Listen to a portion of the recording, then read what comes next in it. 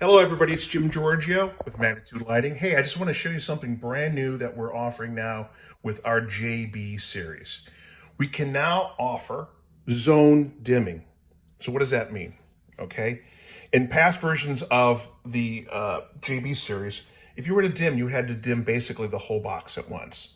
Now we've actually, you can see on this one, this is using the E series here, we've actually added a larger compartment to handle the switch legs.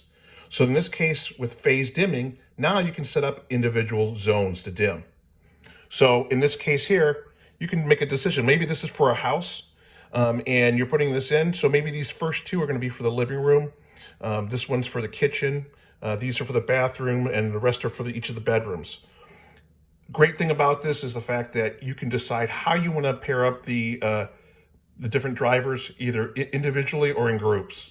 So really, really nice new product, and quite revolutionary that we're able to do this. The other thing that we're able to do also is do this for 0 to 10. Of course, 0 to 10 has a separate wire for dimming, and so you can see we can put those switch legs. This is all the dimming switch legs for 0 to 10, and that's our Solidrive product. So we're really excited about this. Again, these boxes come UL certified.